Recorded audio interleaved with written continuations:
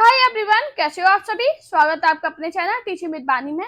आज की जो हमारी क्लास है वो आदिकाल भक्तिकाल का संपूर्ण निचोड़ है। तो चलिए आज की वीडियो को स्टार्ट करते हैं। उससे पहले अगर आप मेरे चैनल पहली बार आए हो तो मेरे चैनल को सब्सक्राइब और वीडियो को लाइक जरूर करना। आज का हमारा पहला क्वेश्चन है, बीसल देवरासो की नायिका का नाम क्या है। राजबती, मृणालवती, रूपमती या राजमती। जल्दी से बताइए इसका राइट आंसर क्या होगा। बहुत इंपॉर्टेंट क्वेश्चन है, आज का प्रीवियस क्वेश्चन पर है सभी क्वेश्चन। चलिए जल्दी से बताइए इसका राइट आंसर क्या होगा। बीसल देवरासो की नायिका का नाम क्या है। हाँ जी, तो दोस्तों आपको बता दें जो बीसल देवरासो की नायिका है उनका नाम है राजमती। तो इसका राइट आंसर क्या होगा, ऑप्शन डी। अब काफी लोग जल्दी में होंगे और वो राजमती को टिक कर गए होंगे। यही होता है, जल्दी का काम शैतान का होता है, इसलिए मैं आपसे बार बार कहती हूँ क्वेश्चन को ध्यान से पढ़ा कीजिए। अब बीसल देव रासो इसकी नायिका जो राजमती है, अब ये कब आया था, बीसल देव रासो कब आया, तो ये कब आया था 1155 में। आपको इसके सन याद रखने। इसके रचनाकार की बात करें तो इसके रचनाकार कौन है, नरपति। बहुत बार आपने बताया, आपको बताया, तो मुझे उम्मीद है कि आप सभी को याद भी होगा। इसके रचनाकार कौन है, नरपति नाल है। यह 4 खंडों में आधारित है। इसमें रस कौन सा है, पेपर में काफी बार पूछा गया कि बीसल देव रासो जो रचना है उसमें किस रस की प्रधान है। तो आप कौन सा रस है, वीर और श्रृंगार रस। मैंने क्या बताया, बीसल देव रासो की नायिका नाम क्या है, राजमती। बीसल देव रासो कब आया था, 1155 में। इसके रचनाकार नरपति नाल है और इसमें वीर और श्रृंगार रस की प्रधानता है। हमारा नेक्स्ट क्वेश्चन है, निम्नलिखित में से किस रचना में कड़वक शैली का प्रयोग नहीं हुआ है। जम्बू स्वामी चर्यु, पाहुड़ दोहा, पमचर्यु, महापुराण। जल्दी से बताइए इसका राइट आंसर क्या होगा। दोस्तों आप किसी भी एग्जाम की तैयारी कर रहे हो, आपके लिए क्वेश्चन इंपॉर्टेंट है क्योंकि ये सभी प्रीवियस क्वेश्चन पेपर से लिए गए हैं। तो जल्दी से बताइए इसका राइट आंसर क्या होगा। हाँ जी, जल्दी से बताइए। तो दोस्तों आपको याद रखना, जो पाहुड़ दोहा है इसमें कड़वक शैली का प्रयोग नहीं हुआ, तो इसका राइट आंसर क्या होगा, ऑप्शन बी। बाकी की ये स्वामी जम्बू स्वामी चर्यु, पम चर्यु, महापुराण, इसमें कौन सी शैली का प्रयोग हुआ है, कड़वक शैली का प्रयोग हुआ है। हमारा नेक्स्ट क्वेश्चन है, सांकेतिक अर्थ में लिखने रखने के कारण इनकी वाणियों की भाषा को सांध्य भाषा, संध्या भाषा कहा गया। सिद्ध, सूफी, नाथ या कवि। जल्दी से बताइए इसका राइट आंसर क्या होगा। हाँ जी, सांकेतिक अर्थ रखने के कारण इनकी वाणियों की भाषा को संध्या भाषा कहा गया। तो दोस्तों आपको याद रखना किसको कहा गया, सिद्ध को। तो इसका राइट आंसर होगा ऑप्शन ए। अब सिद्ध से क्वेश्चन बनता है, सिद्ध साहित्य के प्रथम कवि किसे माना जाता है। तो दोस्तों आपको याद रखना सिद्ध साहित्य के जो प्रथम कवि हैं वो कौन है, सर हप्पा। हाँ जी, काफी बार मैंने कराया भी आपको ये क्वेश्चन। सिद्ध साहित्य का प्रथम कवि सर हप्पा को माना जाता है। इन्हें सरोज वज्र और राहुल भद्र आदि नामों से जाना जाता है। क्या नाम से जाना जाता है, सरोज, अभी यार मैंने क्या बताया है, सरोज वज्र, और क्या नाम बताया मैंने, राहुल भद्र, राहुल भद्र। ये अपने पॉइंट जरूर लिखना, मैं आपसे बार बार कहती हूँ, हर क्लास में कहती हूँ, एक पेज ले लिया कीजिए और उसमें सारे पॉइंट लिख लिया कर जो मैं अलग से बताती हूँ। देखो मैंने एक क्वेश्चन में कितनी सारी चीजें आपको बताई।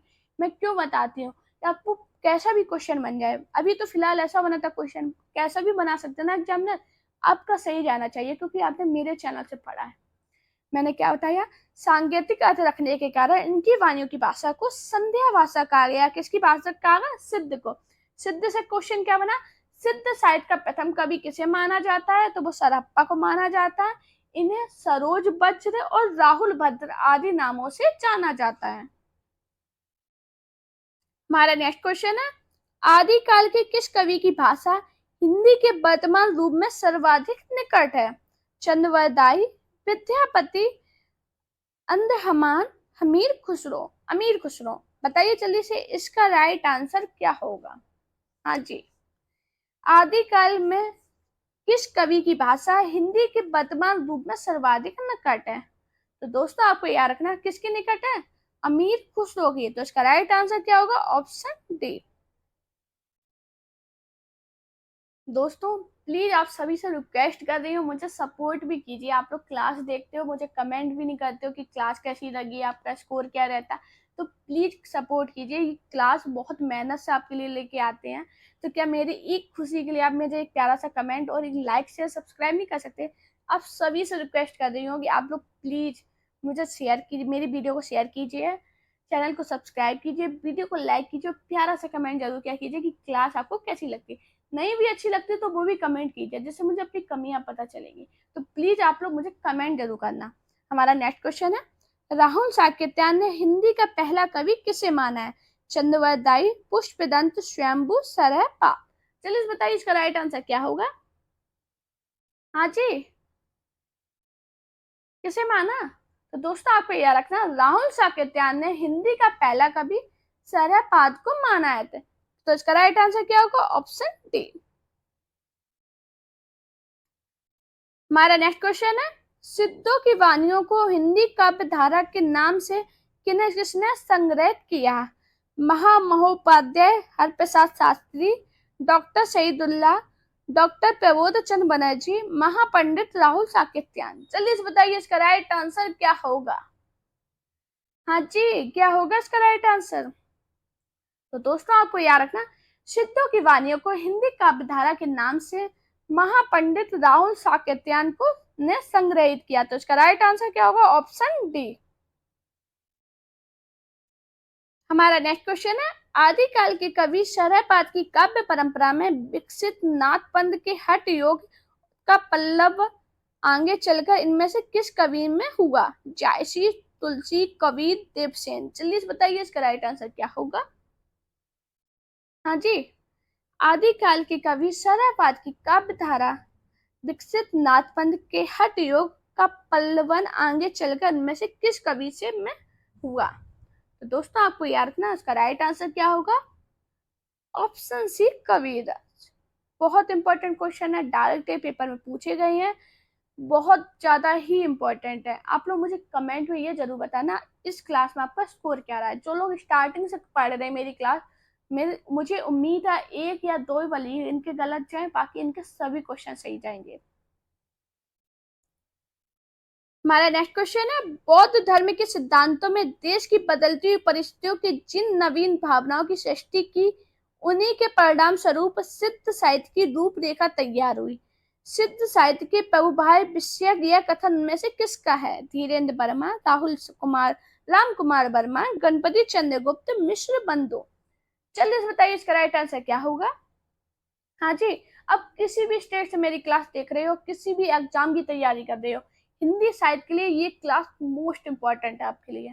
तो दोस्तों आपको याद रखना है इसका जो राइट आंसर है वो है ऑप्शन बी, राम कुमार वर्मा। हमारा नेक्स्ट क्वेश्चन है, नागरिक पिछाड़ी सभा से प्रकाशित पृथ्वीराज रासो के संस्करण को प्रामाणिक मानने वाले विद्वान इनमें से कौन है, रामचंद्र शुक्ल, श्याम लाल दास, कर्नल टॉड, गौरी शंकर हरिचंद ओझा। जल्दी बताइए इसका राइट आंसर क्या होगा। तो दोस्तों आपको याद रखना, नागरिक पिछाड़ी सभा से प्रकाशित पृथ्वीरासों के संस्करण को प्रामाणिक मानने वाले जो विद्वान है वो कौन है, कर्नल टॉड। तो इसका राइट आंसर क्या होगा, ऑप्शन सी। हमारा नेक्स्ट क्वेश्चन है, भारत स्वर बाहुबली का राज इनमें से किस काव्य धारा का ग्रंथ है, जैन साहित्य, सिद्ध साहित्य, राष्ट्र साहित्य या नाथ साहित्य। चलिए बताइए इसका राइट आंसर क्या होगा। हाँ जी, क्या होगा दोस्तों इसका राइट आंसर। तो दोस्तों आपको याद रखना, भारत स्वर बाहुबली राज इनमें से किस काव्य धारा का ग्रंथ है। तो दोस्तों आपको याद रखना ये जैन साहित्य काव्य धारा का ग्रंथ है। तो इसका राइट आंसर होगा ऑप्शन ए। अब ये किसके लेखक कौन है, लेखक कौन है, शालिभद्र सूरी। शालिभद्र कौन है, सूरी। ये इंपॉर्टेंट पॉइंट है, पूरा एक नाम है, आप याद रखना। मैंने क्या बताया, जैन साहित्य है जो उसकी काव्य धारा के ग्रंथ है, ठीक है। भारत स्वर बाहुबली राज इनमें से किस जैन साहित्य काव्य धारा का ग्रंथ है, जैन साहित्य काव्य धारा का ग्रंथ है। इसके लेखक कौन है, शालिभद्र सूरी। हमारा नेक्स्ट क्वेश्चन है, निम्नलिखित में से कौन सी रचना शीलांकित है? वर्ण रत्नाकर, उक्ति व्यक्ति प्रकरण, बसंत विलास, राउलवेल। जल्दी से बताइए इसका राइट आंसर क्या होगा।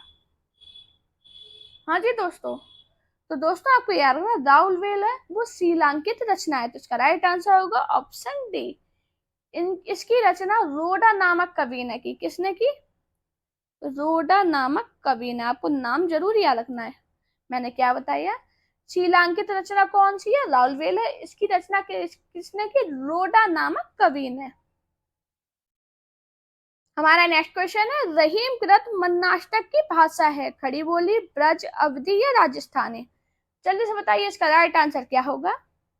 हाँ जी दोस्तों, रहीम कृत मन्नाष्टक की भाषा क्या है?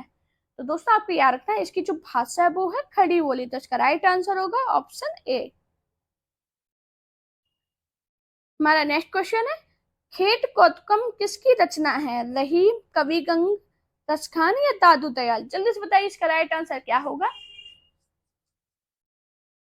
हाँ जी दोस्तों, क्या होगा इसका राइट आंसर?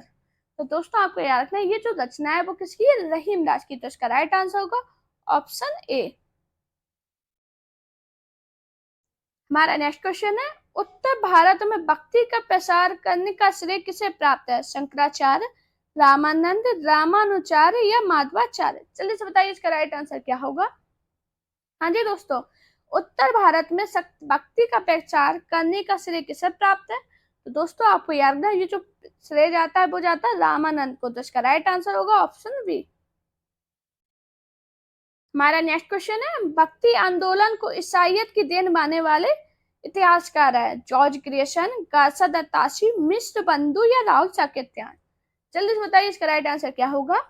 भक्ति आंदोलन को ईसाइयत की देन कहने वाले इतिहासकार कौन है? तो आपको याद रखना जो इतिहासकार है वो है जॉर्ज क्रिएशन, तो इसका राइट आंसर होगा ऑप्शन ए। हमारा नेक्स्ट क्वेश्चन है, हिंदी साहित्य के किस युग को स्वर्ण युग कहा जाता है? रीति काल को, आधुनिक काल को, आदि काल को या भक्ति काल को? हाँ जी, अगर आपने हिंदी साहित्य की डिटेल क्लास पढ़ी होगी तो इसका आंसर तुरंत दे दोगे। तो मैंने क्या बताया था, हिंदी साहित्य के भक्ति काल को स्वर्ण युग कहा जाता है, तो इसका राइट आंसर क्या होगा। Option D. और अगर ये पूछा जाए ये किसने कहा है तो आपको याद रखना ये कहा है जॉर्ज ग्रियर्सन ने। मैंने क्या बताया, हिंदी साहित्य के भक्ति स्वर्ण, हिंदी साहित्य के किस युग को स्वर्ण युग कहा गया? तो भक्ति काल को कहा गया। और किसने कहा है? जॉर्ज ग्रियर्सन ने भक्ति काल को स्वर्ण युग कहा था। हमारा नेक्स्ट क्वेश्चन है, भक्ति आंदोलन को लोक जागरण किसने कहा? डॉक्टर नगेंद्र, रामविलास शर्मा, राहुल साकेतियन, आचार्य प्रसाद द्विवेदी? जल्दी से बताइए इसका राइट आंसर क्या होगा। भक्ति आंदोलन को लोक जागरण किसने कहा? तो दोस्तों आपको याद रखना वो किसने कहा था। आचार्य प्रसाद द्विवेदी ने भक्ति आंदोलन को लोक जागरण काल कहा, तो इसका राइट आंसर क्या होगा। Option D. हमारा नेक्स्ट क्वेश्चन है, भक्ति काल को बौद्ध धर्म की देन किसने कहा? आचार्य प्रसाद द्विवेदी, धीरेन्द्र वर्मा, जॉर्ज ग्रेसन या रामचंद्र शुक्ला? जल्दी से बताइए इसका राइट आंसर क्या होगा। भक्ति काल को बौद्ध धर्म की देन किसने कहा? तो दोस्तों आपको याद रखना इसका जो राइट आंसर है वो है ऑप्शन ए, आचार्य प्रसाद द्विवेदी। हमारा नेक्स्ट क्वेश्चन है, निम्नलिखित में से कौन सा काव्य भक्ति काल का नहीं है? संत काव्य, छायावादी काव्य, राम भक्ति काव्य या सूफी काव्य? जल्दी से बताइए इसका राइट आंसर क्या होगा। हाँ जी दोस्तों, क्या होगा इसका राइट आंसर। निम्नलिखित में से कौन सा काव्य भक्ति काल का नहीं है? तो दोस्तों आपको याद रखना जो छायावादी काव्य ये भक्ति काल का नहीं है, तो इसका राइट आंसर होगा ऑप्शन बी। हमारा नेक्स्ट क्वेश्चन है, अलवर वैष्णवों की संख्या है 9, 11, 10 या 12? जल्दी से बताइए इसका राइट आंसर क्या होगा। हाँ जी, तो दोस्तों आपको याद रखना अलवर वैष्णवों की संख्या है वो 12 थी, तो इसका राइट आंसर होगा ऑप्शन डी। जो अलवार थे ये तमिल कवि एवं संत थे। तमिल के क्या थे? तमिल के थे। और ये क्या थे? कवि थे और संत थे। ये इंपॉर्टेंट पॉइंट है, पेपर में पूछे भी गए हैं। मैंने क्या बताया, अलवार वैष्णव की संख्या 12 थी। ये कौन थे? तमिल कवि और संत थे। हमारा नेक्स्ट क्वेश्चन है, निम्नलिखित में से कौन सी रचना अपभ्रंश के प्रभाव से मुक्त हिंदी की रचना मानी जाती है? राउलवेल, बीसल देव रासो, हमीर रासो, भरत तीसर, बाहुल बली रास। जल्दी से बताइए इसका राइट आंसर क्या होगा। हाँ जी दोस्तों, सभी इंपॉर्टेंट क्वेश्चन है। आप ये मत सोचना कि आप असिस्टेंट प्रोफेसर की कर रहे हो या डिप्टी प्रोफेसर भी कर रहे हो, किसी भी एग्जाम की तैयारी कर रहे हो, आपके क्वेश्चन यही है, यही पेपर में बनते हैं। अगर आपने ये क्लास पढ़ ली तो आपको खुद समझ में आएगा कि आपको मैंने कितने डीप में वो ई के पॉइंट होता है, अगर मेरी इसमें एक पॉइंट लिखा उसको भी मैंने बहुत अच्छे से आपको डिफाइन किया है। तो जल्दी से बताइए इसका राइट आंसर क्या होगा। तो दोस्तों आपको याद रखना है मैंने क्या बताया, बीसल देव रासो अपभ्रंश के प्रभाव से मुक्त हिंदी की रचना मानी जाती है। तो इसका राइट आंसर क्या होगा? Option B. अब बीसल देव रासो नरपति नाल द्वारा सन 1155 ईस्वी में रचित एक संगारिक रचना है। कब रची गई है, किसके द्वारा रचित है? नरपति नाल द्वारा रचित। कब आई थी? 1155 ईस्वी में। देखो सन याद रखना, सन से क्वेश्चन बनते हैं। और ये क्या है? एक श्रृंगारिक रचना है, आपको ये याद रखना है। ये क्या है? एक श्रृंगारिक रचना है। बहुत इंपॉर्टेंट पॉइंट है, सभी पॉइंट पेपर में पूछे गए, मोस्ट इंपॉर्टेंट है। मैंने क्या बताया, निम्नलिखित में से कौन सी रचना अपभ्रंश के प्रभाव से मुक्त हिंदी की रचना मानी जाती है? तो बीसल देवरासो। बीसल देवरासो के रचयिता कौन है? नरपति नाल। और ये कवायती 1155 ईस्वी में रचित एक श्रृंगारिक रचना है। हमारा नेक्स्ट क्वेश्चन है, डॉक्टर राम कुमार वर्मा ने अपने इतिहास ग्रंथ हिंदी साहित्य के आलोचनात्मक इतिहास में हिंदी का पहला कवि किसे माना है? विद्यापति, सरप्पा, अमीर खुसरो या स्वयंभू? जल्दी से बताइए इसका राइट आंसर क्या होगा। हाँ जी दोस्तों, क्या होगा इसका राइट आंसर? तो दोस्तों आपको याद रखना, डॉक्टर राम कुमार वर्मा ने अपने इतिहास ग्रंथ हिंदी साहित्य का आलोचनात्मक इतिहास में हिंदी का पहला कवि किसे माना? स्वयंभू को। तो इसका राइट आंसर क्या होगा? Option D. हमारा नेक्स्ट क्वेश्चन है, नाथ साहित्य का आरंभकर्ता किसे माना जाता है? नेमिनाथ, मत्स्येंद्रनाथ, गोरखनाथ या आदिनाथ? जल्दी से बताइए इसका राइट आंसर क्या होगा। मैं गारंटी दे सकती हूँ इसमें सभी लोग कंफ्यूजन में आएंगे, इसका राइट आंसर क्या होगा। हाँ जी, नाथ साहित्य का आरंभकर्ता किसे माना जाता है? तो दोस्तों आपको याद रखना, नाथ साहित्य का आरंभकर्ता मत्स्येंद्रनाथ, जिसे हम क्या कहते हैं? मच्छंदर नाथ किस शिष्य? मत्स्यनाथ क्या, आपको मच्छंदर नाथ भी मिल सकता है। उनके शिष्य कौन थे? गोरखनाथ को माना जाता है। तो इसका राइट आंसर क्या होगा? Option C. अब आधे से ज्यादा लोग, जहां मैंने मत्स्यनाथ बोला था मच्छंदर नाथ, उनने वही टिक कर दिया। ऑप्शन डी है इसका राइट आंसर। भाई मेरा तो क्वेश्चन सही होगा, लेकिन क्या है, नाथ साहित्य का आरंभकर्ता किसे माना जाता है? मच्छंदर नाथ के शिष्य, ये शिष्य थे इनके, कौन थे? गोरखनाथ को माना जाता है। बहुत इंपॉर्टेंट पॉइंट है, इसलिए मैंने बोला था आप लोग कंफ्यूजन में आओगे। मैं बता सकती हूँ कि आप लोग इधर कंफ्यूजन में आओगे, क्योंकि आप मुझसे स्टार्टिंग से पढ़ते हो। सभी नहीं आएंगे, जो स्टार्टिंग से सारी क्लास पढ़ी होंगे वो नहीं आएंगे, ये भी कह सकती हूँ। लेकिन जो अभी अभी आए हैं उन्हें थोड़ा कंफ्यूजन हो सकता है। हमारा नेक्स्ट क्वेश्चन है, हिंदी का प्रथम महाकाव्य किसे माना जाता है? कामायनी, कुमार रासो, पृथ्वीराज रासो या बीसल देव रासो? जल्दी से बताइए इसका राइट आंसर क्या होगा। हाँ जी दोस्तों, मुझे सभी लोग कमेंट में ये जरूर बताना कि आज की क्लास में आपका स्कोर क्या रहा है और आज के क्वेश्चन आपको कैसे लगे, आप कितने क्वेश्चन सही कर पाते हो। इससे मुझे एक आइडिया लगेगा। आप सभी लोग कमेंट करते हो, बहुत प्यारे प्यारे कमेंट करते हो, बहुत सपोर्ट करते हो, उसके लिए मुझे बहुत ज़्यादा खुशी होती है। लेकिन सभी लोग अपना स्कोर जरूर बताया कीजिए कि आप लोग का स्कोर क्या रहता है। जल्दी से बताइए, अभी इसका आंसर बताइए, हिंदी का प्रथम महाकाव्य किसे माना जाता है? तो दोस्तों आपको याद रखना, हिंदी का प्रथम महाकाव्य किसे माना जाता है? पृथ्वीराज रासो को। तो इसका राइट आंसर क्या होगा? Option C. हमारा नेक्स्ट मोस्ट इंपोर्टेंट क्वेश्चन, गोरी शोभे सेज पर मुख पर डारे केश पंक्ति किसके द्वारा रचित है? घनानंद, बिहारी, विद्यापति या मीर खुसरो? जल्दी से बताइए इसका राइट आंसर क्या होगा। हाँ जी दोस्तों, गोरी शोभे सेज पर, मुख पे डारे केश, पंक्ति किसके द्वारा रचित है। तो दोस्तों आपको याद रखना है, ये जो पंक्ति है वो अमीर खुसरो द्वारा रचित है। तो इसका राइट आंसर क्या होगा, ऑप्शन डी।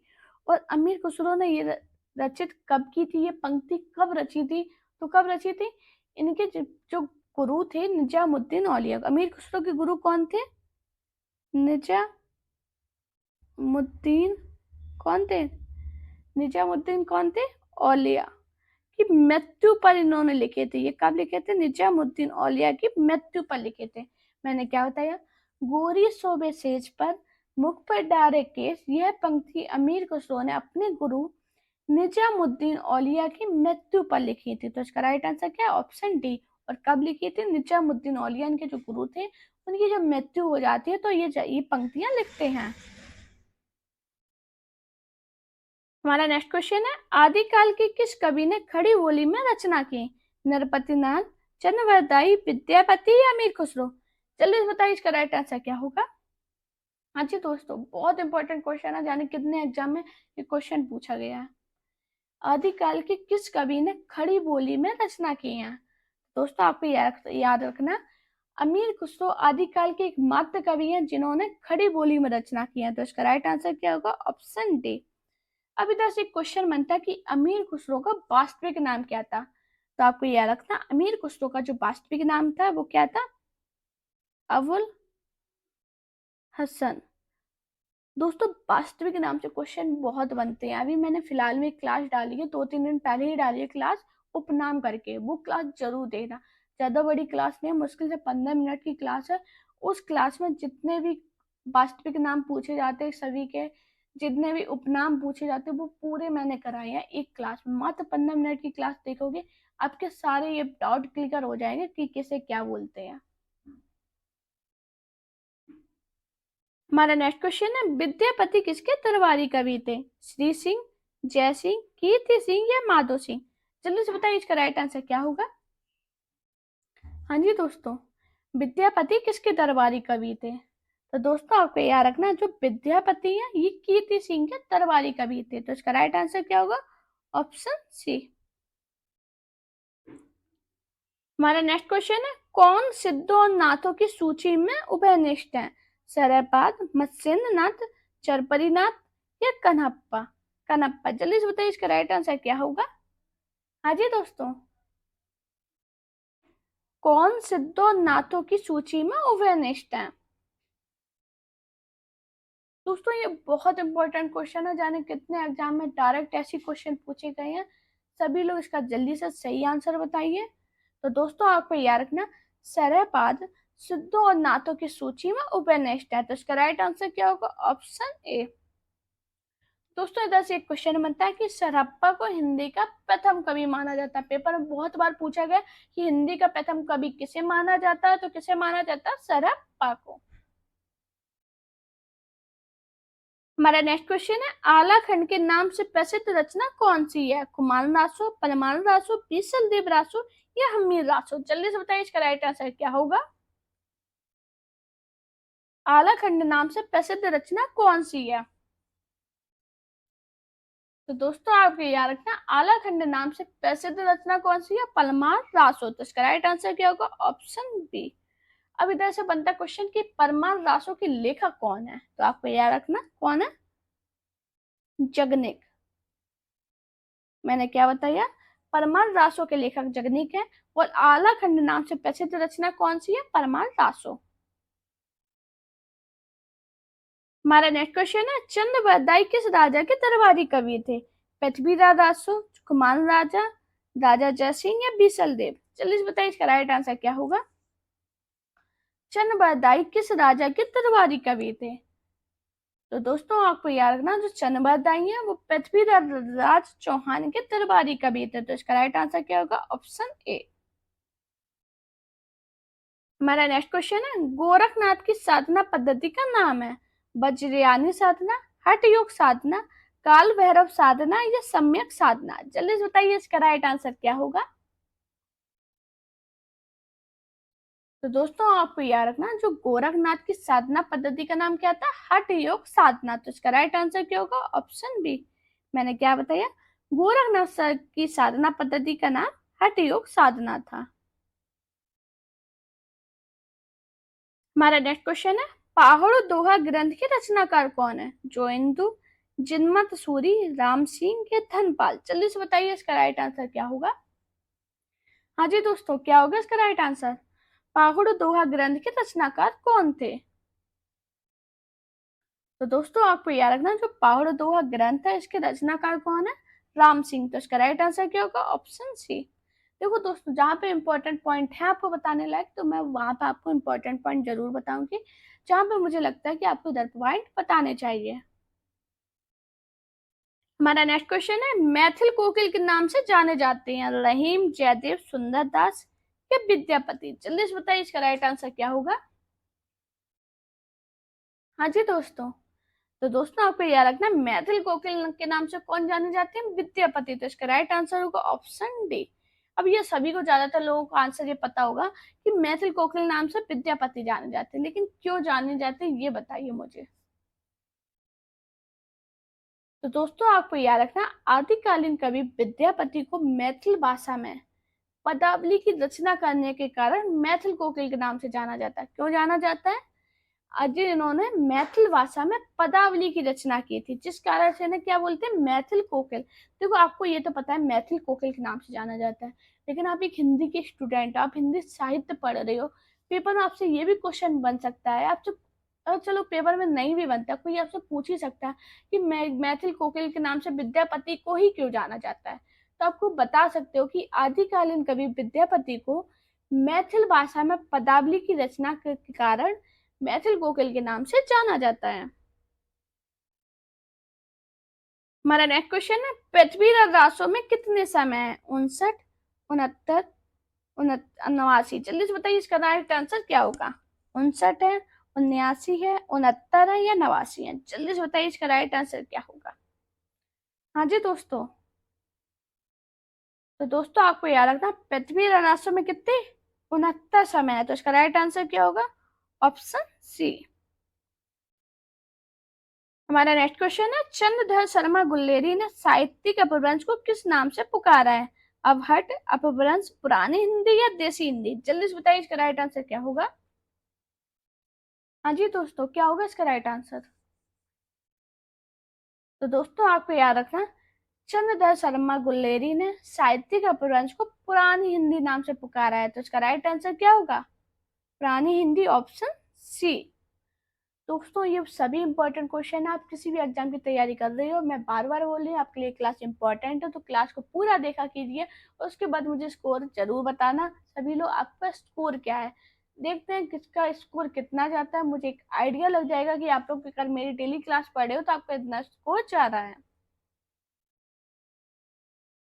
हमारा नेक्स्ट क्वेश्चन है, निम्नलिखित में से कौन सी रचना अपभ्रंश की नहीं है? पंचर्यो, पावड़दोहा, भविष्यत का या चित्रावली? जल्दी से बताइए इसका राइट आंसर क्या होगा। तो दोस्तों आपको याद रखना, क्या है? चित्रावली अपभ्रंश भाषा की रचना नहीं है। तो इसका राइट आंसर क्या होगा? जल्दी से बताइए, ऑप्शन डी। दोस्तों अगर आपको मेरी वीडियो पसंद आई हो तो वीडियो को लाइक कीजिए, चैनल को सब्सक्राइब कीजिए और अपने दोस्तों से वीडियो को शेयर जरूर करना। साथ में मेरा टेलीग्राम अकाउंट और इंस्टाग्राम अकाउंट दोनों पे मुझे फॉलो कीजिए। अपना प्यार और सपोर्ट चैनल पर बनाए रखिए। दोस्तों आप लोग मुझे कमेंट करते हो इतने प्यारे प्यारे, सच में दिल से इतनी खुशी होती है कि आप लोग इतना मुझे सपोर्ट कर रही हो, कि आपने मुझे इतना सपोर्ट किया है, उसके लिए मैं बहुत ज़्यादा आपका शुक्रिया करती हूँ। 4,000 सब्सक्राइबर होने वाले हैं हमारे, 4,000 परिवार, 4,000 लोगों का परिवार हो गया ये, तो इसके लिए बहुत ज़्यादा आपका थैंक यू। प्लीज़ आप लोग मुझे ऐसी सपोर्ट बनाए रखिए, अपना प्यार बनाए रखिए। Thank you guys for watching this video.